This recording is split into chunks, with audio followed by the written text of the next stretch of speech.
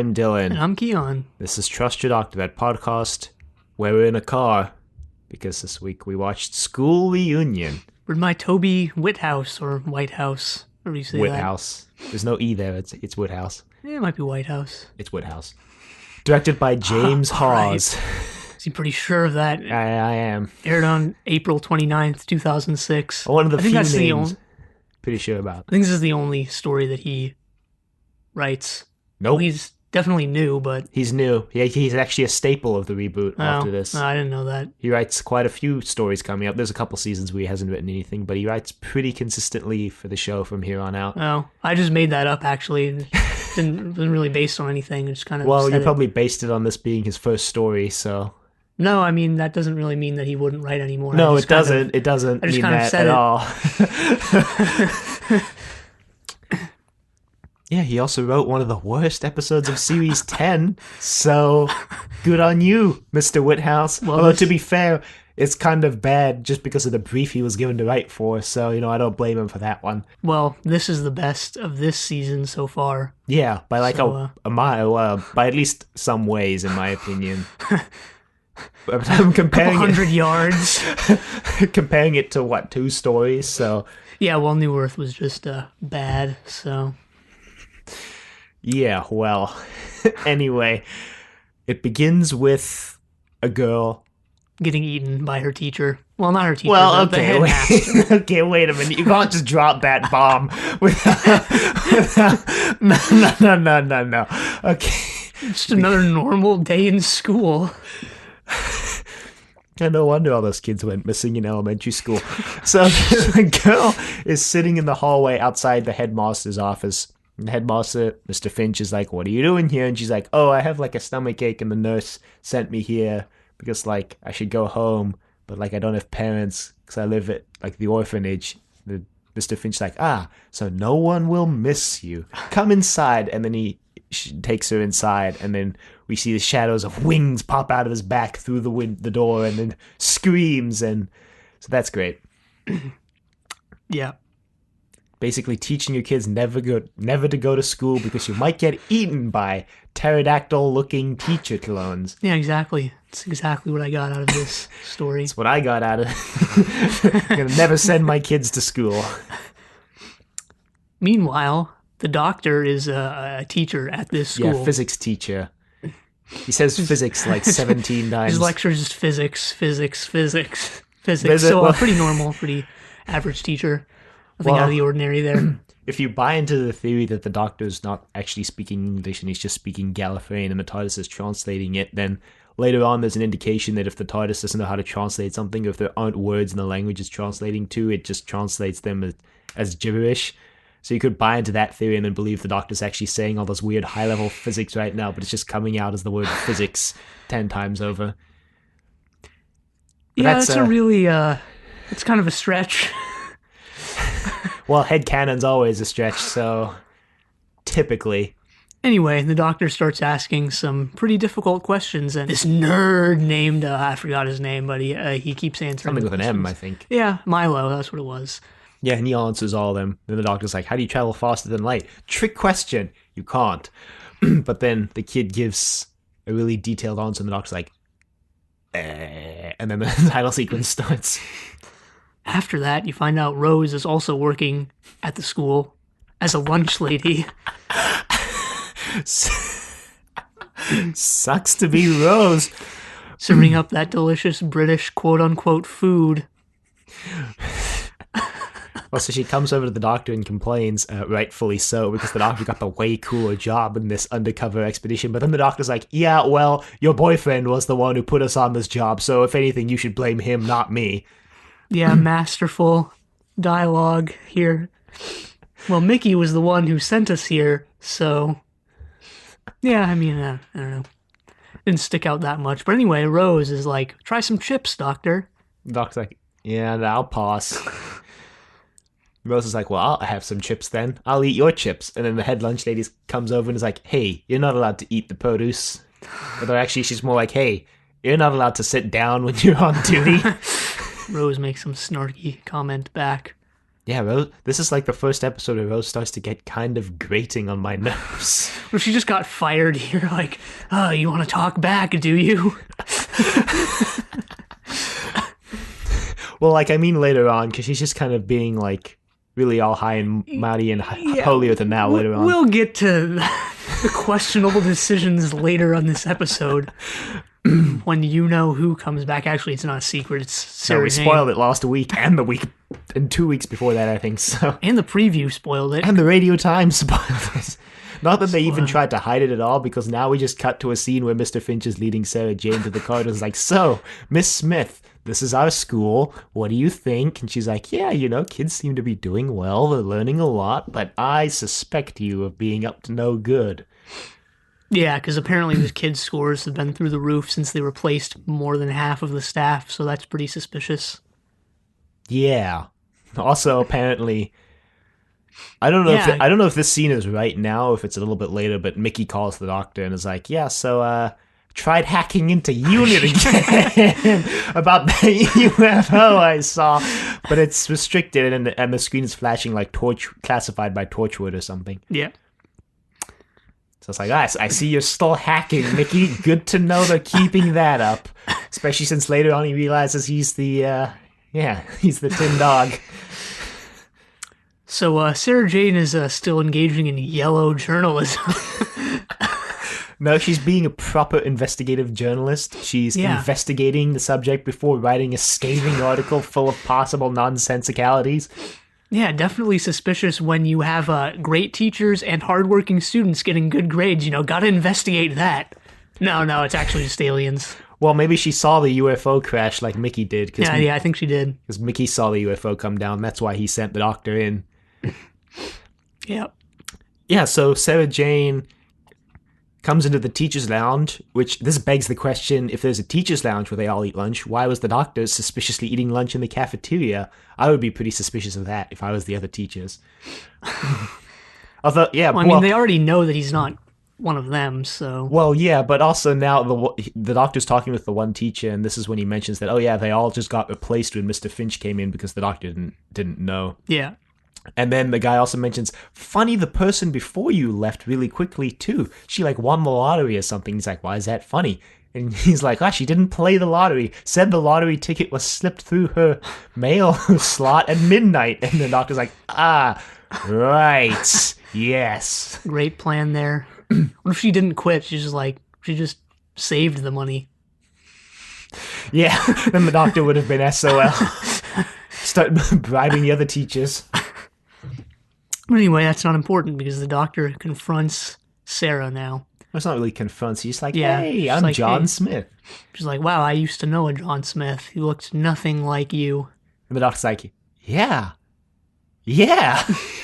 So Sarah doesn't recognize that it's the doctor. Obviously. And the doctor luckily doesn't recognize that it's Sarah. No, he recognizes right away. I don't know why that just made me think of this, because I wanted to mention this at some point during this episode, but it's really weird that every major character in this episode has, the last name Smith, except for Rose. This is Mickey Smith, Sarah Jane Smith, and John Smith, who's the doctor, but still. That was Mr. Finch. Okay, I guess. It's not his real name, but... I just thought it was funny that we never realized that Mickey and Sarah Jane have the same last name. Yeah, I can't believe we never pointed that out. Seems like something that we just keep bringing up twice per episode, but thankfully no.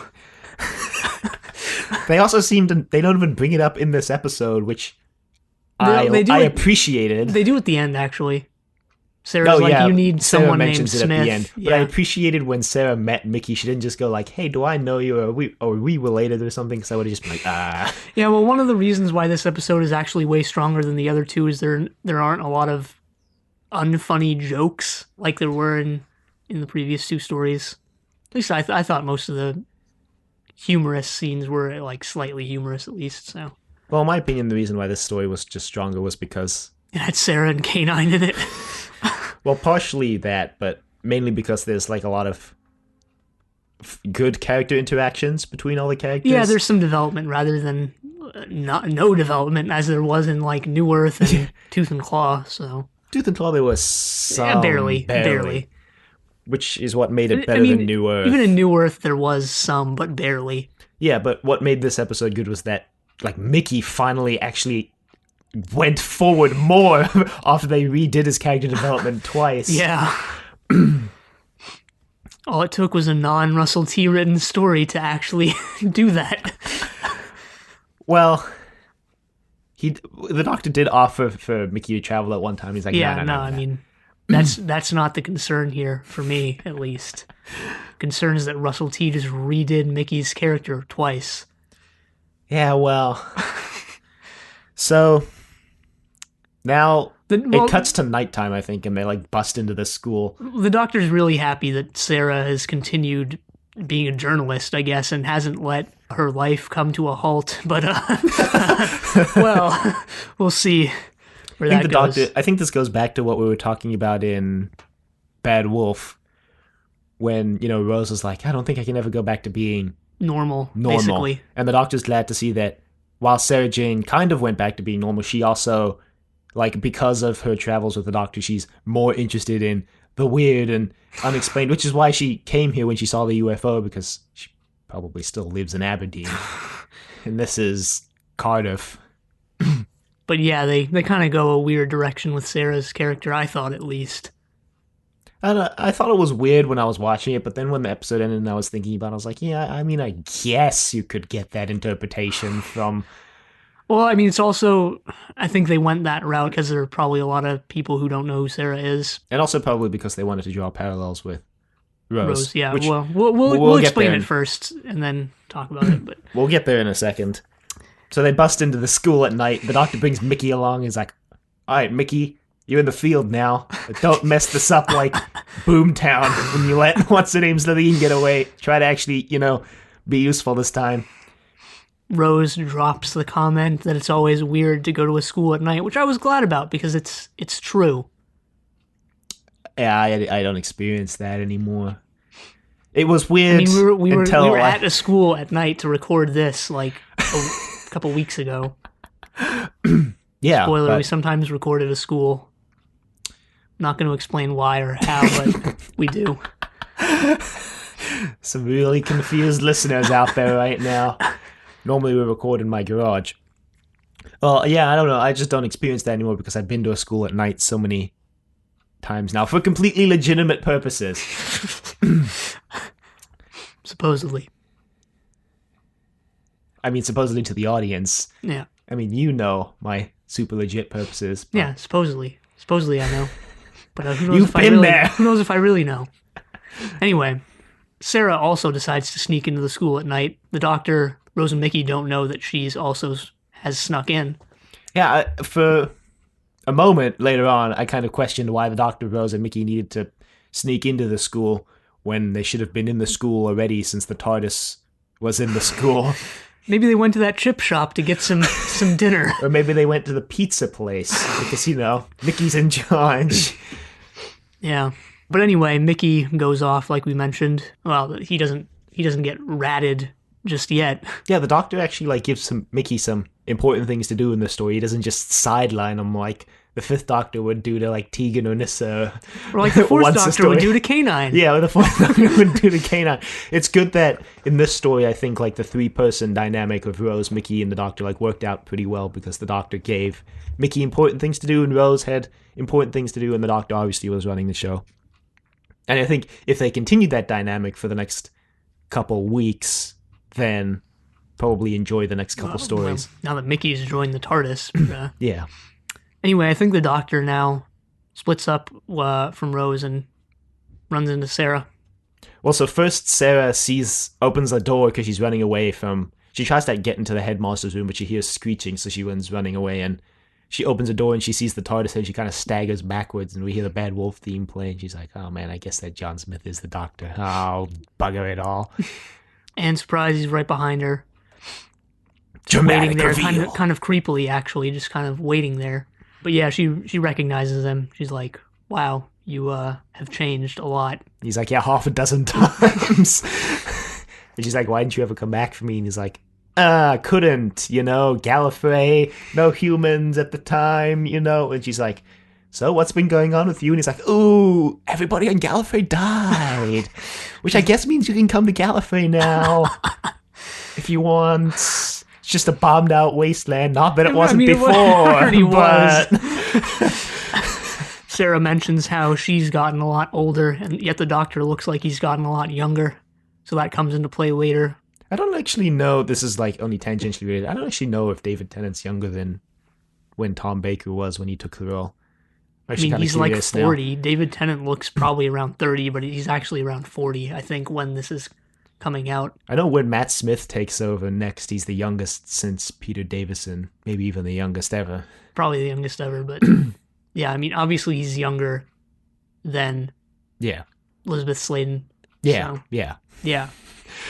that was all that matters to the scene. So, and then I think they hear Mickey scream. Yeah, so they're like, "Oh boy, what's Mickey gotten himself into?" We actually forgot to mention when Rose was in the kitchen earlier. They're moving this giant vat of something or the other. And what was weird about this was it was on like a little trolley, and it looked incredibly stable and steady, and it had like 4 people on it, so there's pretty much no way that it could have fallen over, and they were like, steady, keep it steady. I was thinking the exact same thing when I was watching. I was like, does she really?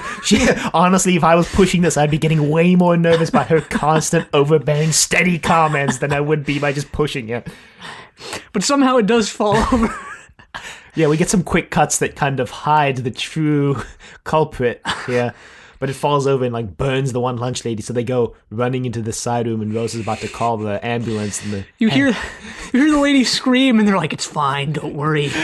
Oh yeah, the head lunch lady does that. She does that, and Rose is like, Yeah, so that's kind of important for later. But they run into the kitchen now, and they find Mickey covered in rats. Yeah, frozen, packeted rats. I thought these were like mayonnaise packets at first, but no, they're actually like dehydrated rats. These rats are never adequately explained, are they? Because so Sarah Jane... I don't think so, actually, yeah. Sarah Jane suspects they're used for like dissection, and Rose is like, we haven't dissected anything in like decades, old woman. Like Sarah and Rose meet, and the Doctor's like, oh, this is Sarah Jane Smith, and Sarah's like, oh, so you travel with the Doctor now. Doctor, your assistants are getting younger and younger every time. I'm like, wait a minute, how old was Sarah Jane when she traveled with the Doctor? Well, I guess she was in her 20s because she was a journalist. Yeah, but here's the thing where Rose's character started to go in a weird direction for me. Her being so hostile to Rose doesn't seem like something she would do. I mean, obviously it's like 40 years later, so she's changed as a person, I guess, but still, seems kind of weird. Well, they're both really hostile to each other, I think. Well, Rose is more justified, I think, since like Sarah just is immediately hostile towards her. She's like, what the heck? I mean, yeah, she may be more justified, but they're both really hostile, and honestly, I don't really know why either. I suspect maybe Sarah Jane is hostile because she feels like she was betrayed by the Doctor, and she was just kind of left behind later on. That's the other thing. A big part of Rose's character in this is like, oh, she feels like she was left behind, but... You mean Sarah Jane's character? You said Rose. Yeah, that's what I meant. But if I remember correctly, back in Hand of Fear, she was the one who made the decision to leave. I mean, the Doctor dropped her off in the completely wrong place, and did never really visit again, but still. Well, she didn't really make an explicit decision. She just kind of insinuated that she wanted to leave, and the Doctor was like, oh, perfect opportunity. I have to go to Gallifrey, and I'm not allowed to take humans, so I'm just going to dump you in this random town in the middle of nowhere. And Rose later brings this up. She's like, oh, I mean, Aberdeen is not really like a random town. It's, I think, one of the biggest cities in Scotland. Where he was trying to get to, I guess. But Rose kind of brings this up later. It's like, oh, you just dump all your other companions? And the Doctor's like, no. Which is actually true. Pretty much every other companion made the choice to leave, or was taken out by, like, explicit choice. The only people the Doctor, like... Or taken out, period, like Adric. Taken out. Like, the only people the Doctor, like, actually explicitly left behind were, like, Susan, and then Adam, Sarah Jane, and Adam. So, like... I mean, I wouldn't even call Sarah Jane, like, him leaving her behind. She seemed pretty pleased to leave in Hand of Fear. Yeah, she seemed pretty okay with it. Yeah. That's why her coming back and being so hostile here was kind of out of left field. But then again, I kind of get, like, don't want to completely base her character on her appearance in the classic show, because, well, it's a new series, so... Well, also... Yeah. maybe Sarah Jane was expecting the Doctor would come back, because maybe the Doctor was implying, the whole "I'm going to Gallifrey and humans aren't allowed" thing. Maybe he was implying to Sarah Jane anyway that he was going to come back and pick Sarah Jane up after he was done there, because she says later on, like, "Oh, I waited for you for like 20 years and you never came back." Yeah, so I'm pretty sure that's what it was. But I guess, yeah, the reboot seems a lot more concerned with not discussing, but going into how characters are affected by their travels with the Doctor. Which I think is interesting. Yeah, it's interesting. Hopefully they don't do it with every single companion, but... yeah. Not really. It's a big thing for Rose, I think, because they've never done it before, and Rose is the first one. They're like, "We can do this, guys." I also it's also a big thing for Mickey, but in a kind of a different way. Yeah, I was going to say, I can kind of understand Rose feeling like the Doctor leaves all of his companions behind, even though he actually really doesn't, because, the only two prior companions of the Doctor that she's met are Adam and Sarah Jane, and they both get left behind, so her sample size is like 100%, you just get left behind by the Doctor. He also does, well, in the TV show at least, never really contact them again. Yeah. So there's that. The Doctor does provide an explanation for that in the story. Like pretty much right now. Yeah, well, okay, before we explain that, let's just mention that they decide to go to the chip store down the way, because Sarah Jane reveals that she's got K9. The Doctor's like, "Well, we're going to scan this oil that the aliens are transporting, because maybe that'll give us a clue to what they are, but we need the TARDIS. The TARDIS is blocked by the aliens." The Sarah Jane's like, "I've got K9, so they're in the chip store trying to fix K9. They also see the Krillitane, I think. Yeah, they're all sleeping in the headmaster's room, but then they wake up and they chase them, and that's why they like leave the school. Yeah, they look like bats, I guess. They're based on bats because of the thing that they do later to help defeat them. They reminded me of the dragon things from Father's Day. Kind of, yeah. But yeah, so they go to the chip store, and this is when... Reminded me of the Geonosians, actually, from Star Wars. Yeah, I guess. So they're at the chip store, and the Doctor's fixing up K9 with Sarah Jane. Apparently K9's been broken for years. Yeah, the Doctor's like, "Why don't you just get him fixed?" And she's like, "This is alien technology from thousands of years in the future. Like, I would take it to a Radio Shack and get it fixed. That might change the course of human history." The Doctor's like, "Good point." But yeah, the Doctor gets K9 in working order, kind of. There's a funny scene when Sarah Jane and Rose are bickering, and the Doctor's back with Mickey, and Mickey's like, "Ooh, the ex meets the new missus. Every guy's worst nightmare. Don't worry, Doctor, I feel you." But yeah, so they're in the chip store, and the Doctor and Sarah Jane have fallen right in step with their old times, I guess, and Rose is like being all uppity. Mickey's like, why do you care so much? It's not like he's gonna bring Sarah Jane with us. Besides, you've traveled with him most recently. We should also mention the scene with the Doctor and Rose, where the Doctor tells Rose that he doesn't like sticking around with his companions too long because he has to see them die, whereas he just doesn't die. Yeah, I actually really liked the way that it was worded and delivered by David Tennant, because he's like, imagine seeing this person you love wither away and die. She's like, "I don't understand." He's like, "You can live the rest of your life with me, but I can't live the rest of my life with you because I'm functionally immortal." Yeah, this could have come off as really dickish, I guess, but I guess David Tennant did a good job with it. Yeah. And it actually does explain why he never goes back for Sarah Jane, because he didn't want to go back and see her, age and die. And also, it would have been nice to actually get a line or two in the classic show. But actually, I think Sarah Jane was one of the most mentioned companions after she left, although not in this capacity, but still. She also came back in the Five Doctors. Yeah. She came back with... Well, she was with came back Pertwee. with Pertwee, but yeah, she came back. Yeah. And in K9 and Company. Can't forget K9 and Company, for better or worse. So, yeah, K9 scans the oil and is like, "It's Krillitane oil." And the Doctor's like, "Oh, the Krillitane. That makes a lot of sense." And Rose is like, "What are the Krillitane?" And the Doctor's like, "Oh, they absorb features of the species they conquer." Which is why I didn't recognize them, because last time I saw them, they looked just like humans with long necks. This is a really cool concept, and this is why I hope they bring the Krillitane back, because they don't really do much with it in, showing them evolve in the story. I guess it's a gradual process, but it would have been cool if they, somehow change their form in this story. They have their human form, but that's just some sort of projection, as Mr. Finch says later. But hopefully they come back later. Yeah, it's a really cool concept for an alien, especially in a TV show where it's becoming increasingly difficult to come up with unique and interesting aliens because it's just been going on so long. It's like, Yeah, well, I mean, there's also a thing like whenever they bring back the Daleks or Cybermen, there's the this isn't always the case, but sometimes it's just like, well, it's just another Dalek or Cyberman story. But Krillitane have a lot more potential in bringing them back because they can be different.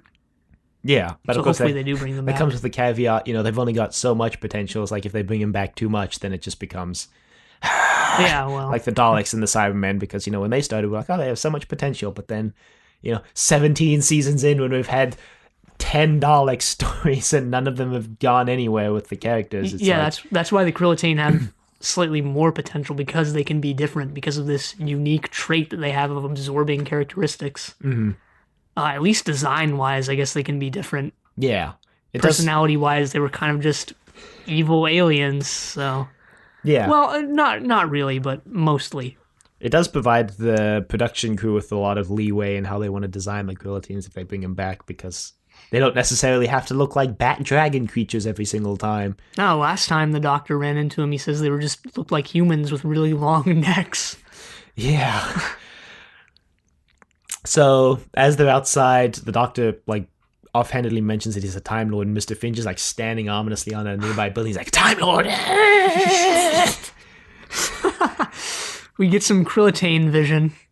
The Krillitane vision scenes in the story were the worst, because you just see. Krillitane need glasses. Well, no, I was going to say because they spent obviously most of the CG budget in the story doing the Krillitane, but in all the fight scenes they had none of the Krillitane. You just saw it from Krillitane vision, and you saw the actors trying desperately to make flinging things at blank air look like they're trying to fight off the Krillitane. I really feel for them. What's his name? Hawes is like, okay, I need you to fling that chair over there. Don't worry, we'll make it look like there's a Krillitane over there. It'll work. Trust me. Anyway, the Krillitane I thought it was Krillitane. I think it's Krillitane oil, but it's the Krillitane is the alien species. Wow. Anyway, one of them flies towards the Doctor, Sarah Rose, and Mickey, but kind of just swoops off without harming them. Yeah, because I think that was weird. Well, because Mr. Finch realizes the Doctor's a Time Lord, and he's like, we can absorb Time Lord things. Yeah. And also, he's a Time Lord. We also forgot the scenes with the kids at the computers. Yeah, they've got a quote-unquote advanced class where they're just plugged into the Matrix, basically. Yeah. They type really fast while processing this information. They're basically using the kids as computers. And there's one kid Kenny. Kenny isn't allowed to eat the chips for some reason as he's on a diet, but he sees the quote-unquote advanced class, and one of the teachers is like, you're not supposed to be here, Kenny. Oh yeah, speaking of eating chips is a big thing in the story, which we'll get to in a second because it's not explained yet. But in one of the scenes when they're running through the school, I thought it was funny how one of the posters on the wall was like was a propaganda poster that said "Eat more chips." I was like, okay, that's kind of funny. Yeah, so they go back to the school. It's morning now, and the Doctor, Rose, and Sarah Jane go inside, and they leave Mickey outside with K9. Is like, oh, what am I supposed to do? And then I was like, make sure everything is okay from the outside, so if they come running out, you don't pull a boomtown on us, and you actually capture the alien. Yeah, Mickey's the K9 of this story. This is when he realizes that he's talking. Well, actually, he's talking with Sarah Jane, and he's like, so the Doctor traveled with a tin dog, and Sarah Jane's like, yeah, he traveled with everyone, woman, men, aliens, tin dogs. Mickey's like, oh god, I'm the tin dog, aren't I? Sarah Jane's like, there's nothing wrong with that. K9 was awesome. K9 was awesome, and he was awesome in this, especially how they brought back the concept, K9 was just sidelined, but they bring that back and have it be part of this story. But at the same time, he was also just sidelined in this, so kind of lame. Especially since K9 was one of my favorite companions. I'm just glad they actually got John Leeson back to do the voice. So Mickey's in the car with K9, and K9's just off. So they're in the school, and Mr. Finch is like, we got to move the timetable up because Mr. Finch goes and talks with the doctor and they have this ideological standoff. They confront each other at the pool for some reason. Something made me think of the third episode of Sherlock where Sherlock confronts Moriarty at a pool. Shot a really similar way, really similar scene. I wonder if Moffat ripped it off of Doctor Who now that I think about it. Probably. So they're talking at this pool, and Mr. Finch is like, so, you're a Time Lord, and the doc's like, yeah, whatever you're gonna do. I used to have a lot more mercy when I was younger, so this is your one warning. Don't do anything to this planet, or I'm gonna have to, like, beat you up and exile you and maybe kill you. He doesn't say it like that, but that's the implication. I think he means kill them. I don't think he means maybe kill them, based on, like, Christmas Invasion. Sarah actually mentions Christmas Invasion. She's like, oh yeah, that ship, was that you, Doctor? He's like, yep, that was me. And she was like, oh, was Rose there? And he's like, yes. Anyway, so Sarah Jane and Rose are like trying to figure out what's going on in the computer lab, and this is when they bond over their shared experiences with the Doctor because they realize there's no real competing with each other because it doesn't make sense. Well, first they start bickering and, yeah, I guess start competing over how many different planets and aliens they've come across. Not even a competition, to be honest. Sarah Jane would win this, hands down. But I guess for some reason, Rose kind of has the same amount in this conversation, even though Sarah has more total. Yeah, Rose stops when she hears that Sarah Jane's seen the actual Loch Ness Monster, and she's like, wait, really?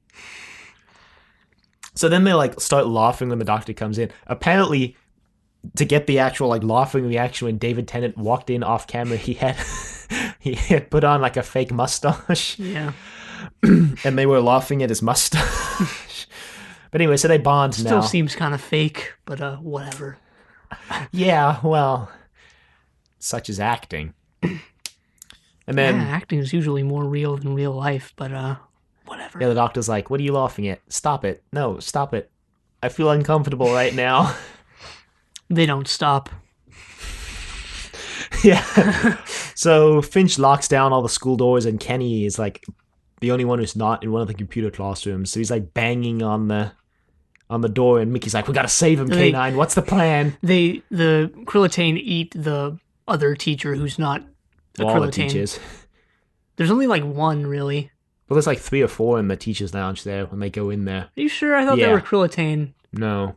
There's a couple other teachers that are not just the one that the Doctor talks to. All right. Well, kind of weird, like how at the beginning 1 Krillitane eats 1 human, and like now 13 Krillitane eat like I guess a couple. I thought it was just 1, but even still, like it's kind of I guess it's just a snack. Yeah, it's just a snack. Yeah, just a late afternoon snack. Okay. Kenny's banging on the door, and Mickey's like, "What are we gonna do, K9?" And K9's like powering up.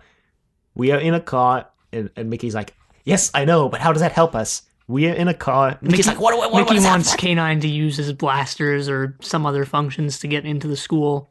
K9 just keeps telling him that he's in a car. Like the useless piece of garbage that he is. Mickey's like, oh, right. We're in a car. So he, don't know whose car this is, by the way. If it's Sarah Jane's, sorry. But so Mickey, I actually think it is Sarah Jane's. Mickey plows the car through the front doors of the school, saves Kenny.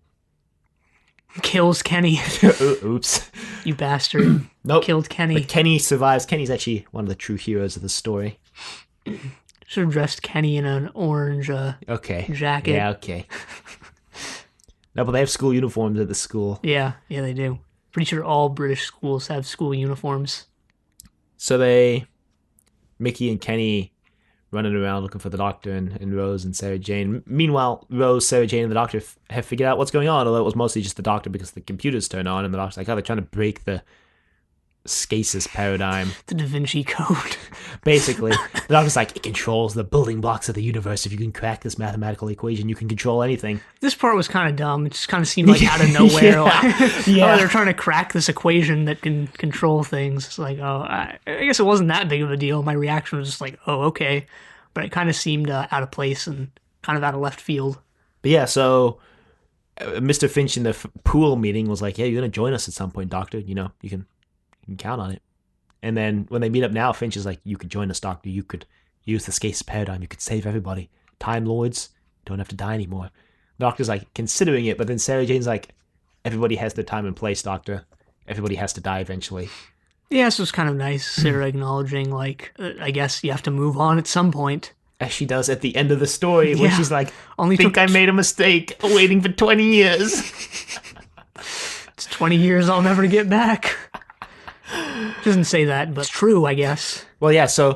They kind of just fight off the Krillitane for a while. Okay, wait. K9 comes in. First, what happens is the Doctor somehow turns all the computer screens off by throwing a chair through the projection screen, I guess, and that just turns all the computers in the school off. Well, Mickey unplugs. Mickey Oh yeah, Mickey unplugs this is them. later, but Mickey needs to save the kids, and he's like, how do I turn this off? Because they're, I guess, just jacked in and unresponsive, and he just unplugs the computer. We also forgot to mention that the oil is making all the kids super smart. Yeah. Which is... It's Krillitane oil. It's kind of chips. gross. It's secreted off of them, I guess, and that's what they've been eating. And yeah, so Rose is super smart for 10 seconds because she ate some of the chips. So now the Doctor, Rose, and Sarah Jane are running around looking for a way to defeat the Krillitane, and then K9 busts in and starts shooting them up, and the Doctor's like, good dog, K9. At least one of them goes down in this brawl. Yeah. The other three kind of just swarm around K9 annoyingly. Mr. Finch is like, ignore the shooty dog thing, chase down the people. And they're like, it's what they do.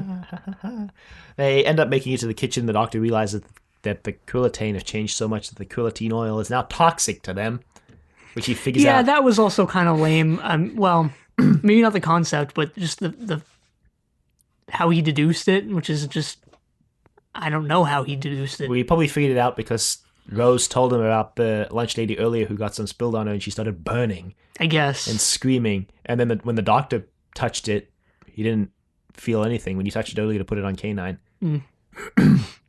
I mean, it's not any more outrageous than any of the other logical leaps the Doctor's made in this show. No, it's not, but oh well. In fact, it's less outrageous by a marginal amount.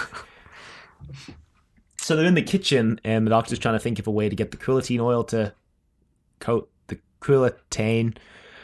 And then K9 runs in and is like, we could just blow it up. And the Doctor's like,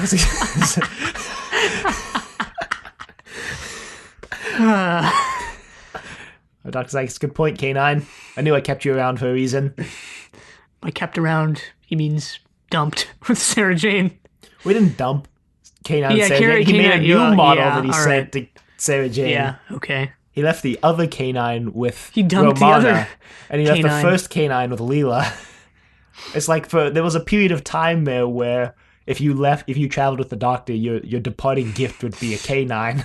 The 3 K9s when 4 now, I guess. Yeah, but the third K9's dead, so it's really just 3 K9s. Yeah, right. Oh, they can bring back the new model from the new K9 show, which looks Way absolutely worse. terrible. And Yeah, flies. well, Bob Baker and David Martin, I wonder if that K9 movie is still in production. The one where he fights Omega? Well, did that come out? I don't know. I don't know. I just remember hearing the premise for that and thinking it was just bizarre because Omega was like this interdimensional, all-powerful, godlike being, and K9 was a robotic dog. Yeah, they just put Omega in it because he was like the one character they could get the rights to or something like that.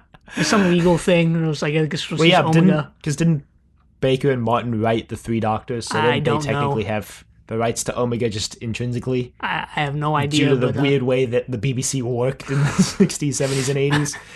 I'm almost certain that's actually what happened. Anyway. Yeah, I don't know if that's ever coming out or if it's even out. If it is, I'll go watch it. But we'll watch it for the show eventually. When we catch up to the reboot and we start watching all that spin-off material. Like the Sarah Jane Adventures, which comes off the heels of the season. in Torchwood.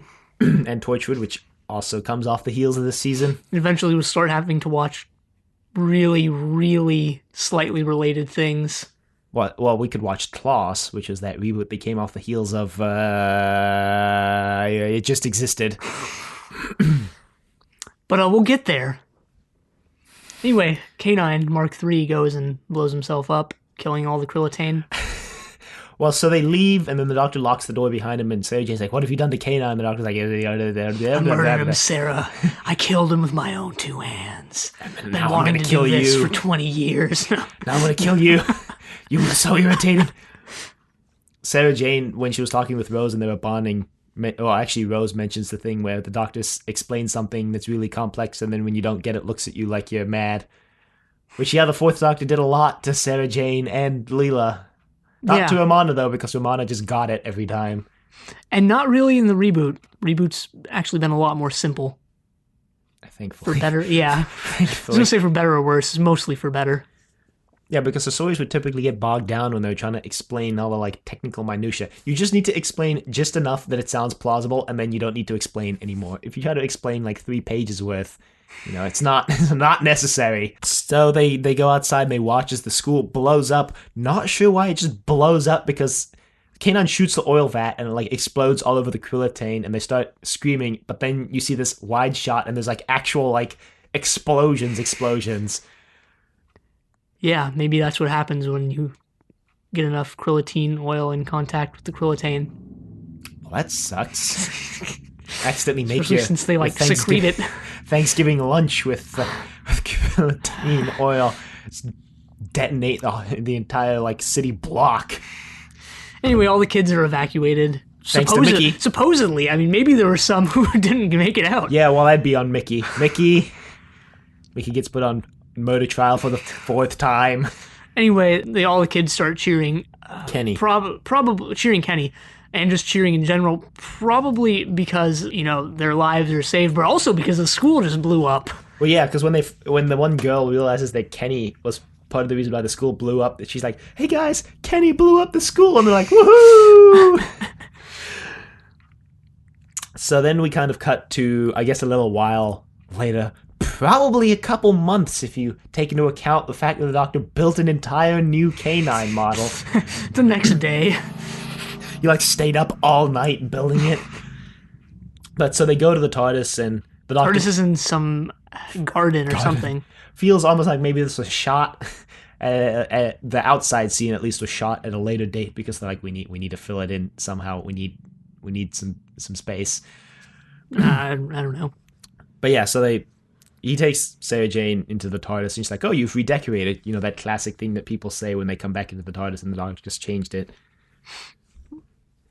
Yeah, is that a classic thing? Yeah, the second say? Doctor said it in the 3 Doctors and the 5 Doctors, and the Brigadier said it in one of the in like Margin Undead, or one of those other stories where he came back. Maybe it was Battlefield.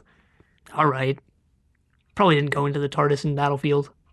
No, it was the Brigadier said it once. I don't remember when. It's probably in Modern Undead. Not that it matters, but yeah.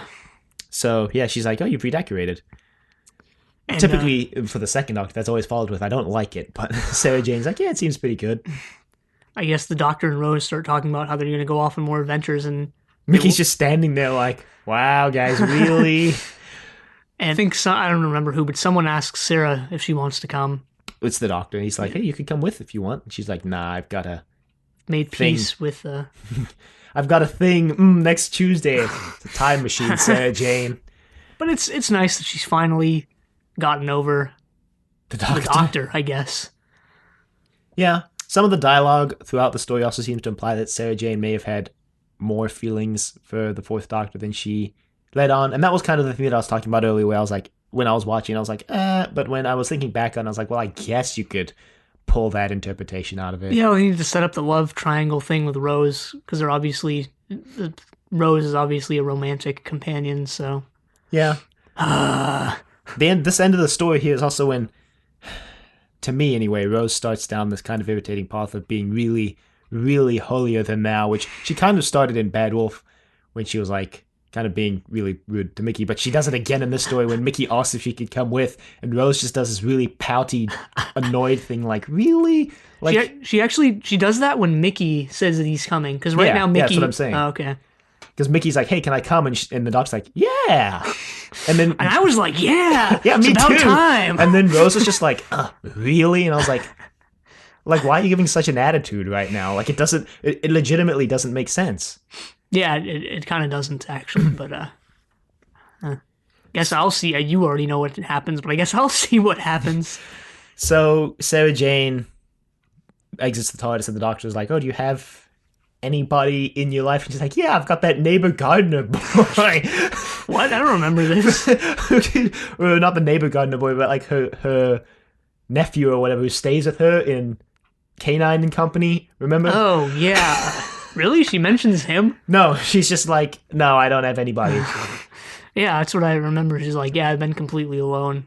She's like, well, I had somebody, sad. I had somebody 20 years ago, but it was kind of a hard act to follow. And the Doctor's like, that was my fault. Sorry about that.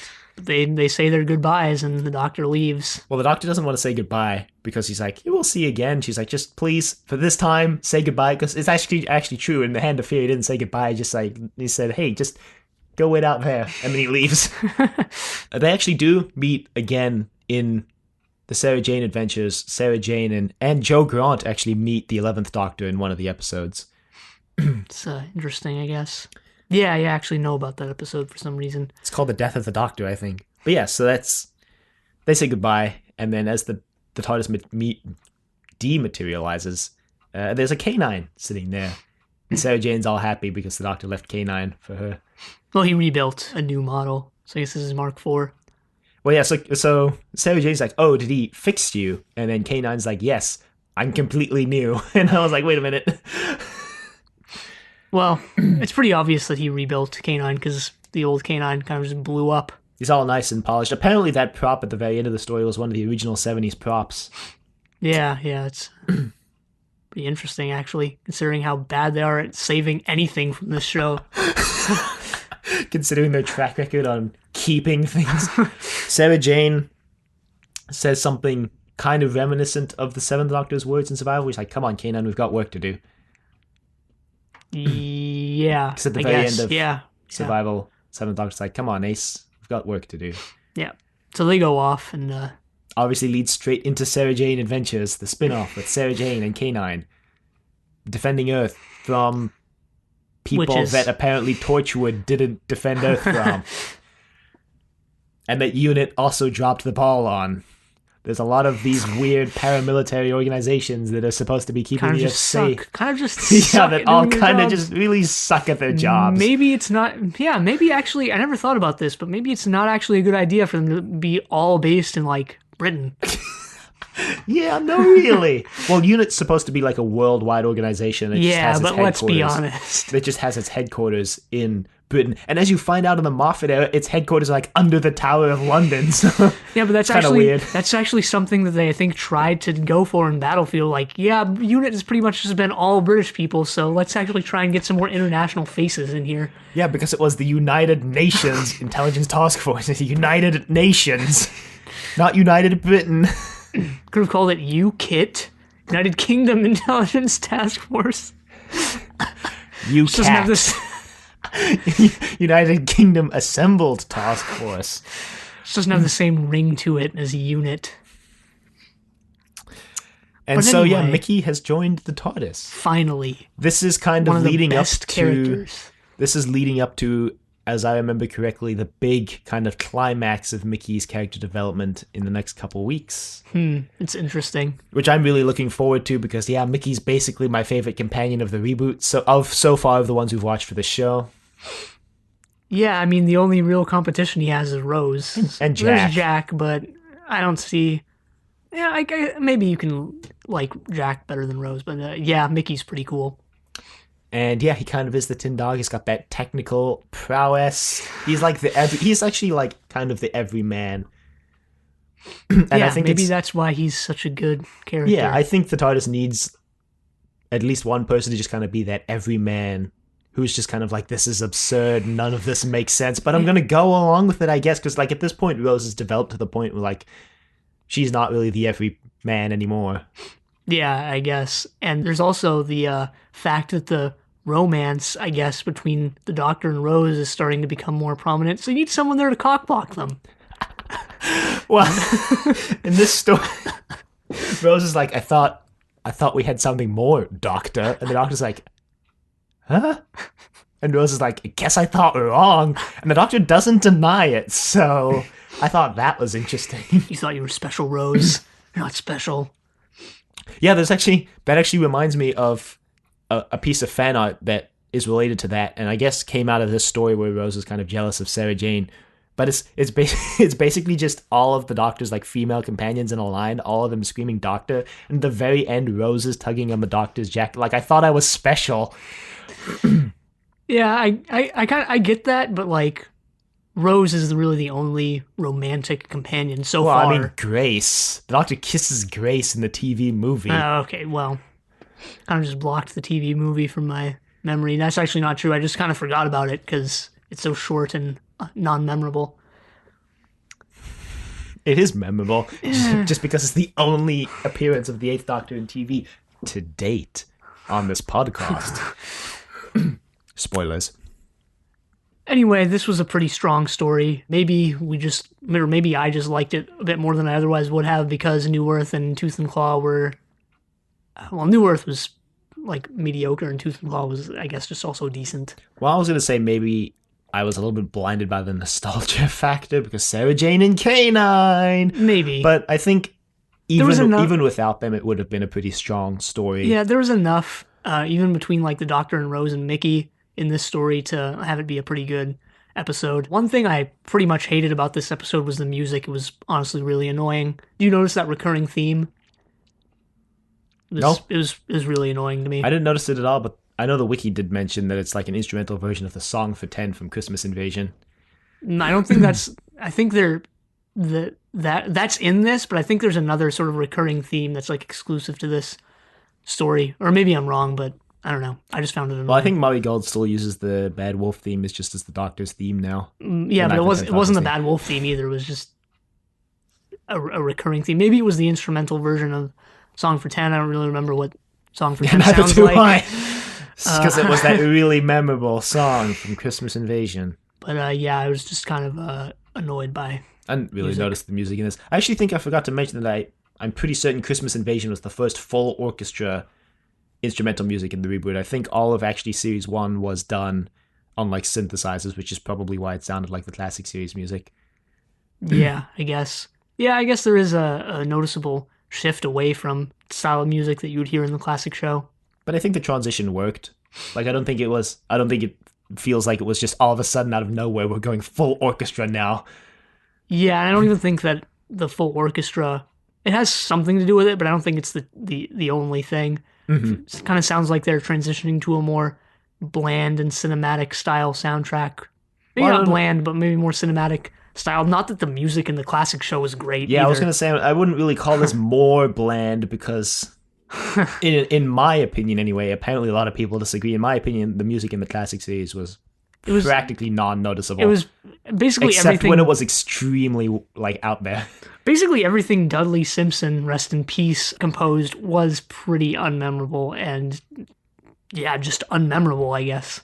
I mean, and most of the stuff later on was like just pretty bland too, except when like either Kev McCulloch or Dominic Glynn one weekend was like, I'm going to do something really just experimental for the story, and then we were like, wow, that's completely really weird. But yeah, I think we've actually mentioned this before, but it is kind of weird in like this 60-year-old show. There's really only one memorable song to ever come out of it. Title theme. Yeah. I mean, now there's at least one other one, which is the 11th Doctor's instrumental theme. The Bad Wolf theme is pretty memorable too, in my opinion. But I still, think at least one companion in Moffat's Run 2 gets a pretty memorable theme, in my opinion.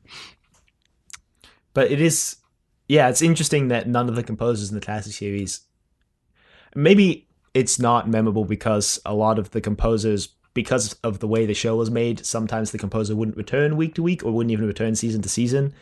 And then, or just compose once. Yeah. And I don't know that, if there were any people who just composed once. But I think there were a few. But I think because of that, they never really reused a lot of the musical themes that someone would have established for the characters if they stayed on for a long time, like Murray Gold has for the reboot. So we don't remember a lot of the themes because we've only watched the stories once, and a lot of the musical themes didn't reappear week to week. So it didn't get ingrained into our head. And Dudley Simpson did, I think, probably the most by far. But I think we've mentioned this before, that he didn't really establish any recurring music, weirdly enough. Yeah. It's kind of a quirk of the show. Whereas I've been watching Blake 7 recently, actually, and Dudley Simpson is pretty awesome there. So it's kind of weird that I've listened to the title theme for Blake 7, and it's pretty great. Pretty awesome. Yeah, it is. It's pretty great. Looking forward to it. So, yeah, otherwise I think this is just a strong story. And I think if they can keep up stories like this for the rest of the season, it'll be great. Oh, God. I was actually just thinking, I was looking at all the names of the stories this season. I was like, oh, yeah, I remember pretty well next week's story. And then the two-parter after that, I remember decently well. And then for the rest of the season, it's just bits and pieces. There isn't a single story I remember in its entirety. It's just bits and pieces. So we got that to look forward to. I was looking at the episode titles also, and I haven't watched any of them, obviously, but Satan Pit, probably the most edgy title so far. But, yeah, we'll get there. But we had the Nightmare of Eden. Yeah, it's pretty also edgy, I guess. Anyway, you can email us at thedoctordecorativevegetable.com. Questions, comments, concerns, angry rants, love letters, your thoughts on Mickey Smith, I guess.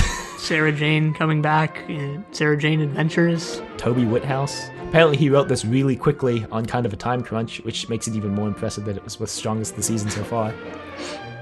Looking forward to his other work. I don't remember a lot of his other stories. Well, I don't remember what he wrote, is the thing. And you can find us on YouTube, Apple Podcasts, and Google Play. Or Trust Your Doctor. Leave a rating if you liked the show. Check us on Facebook, Trust Your Doctor. Like us on Facebook. Also check us on Twitter at TYD Podcasts and follow us on Twitter. And next time we're watching The Girl in the Fireplace. But until then, the end.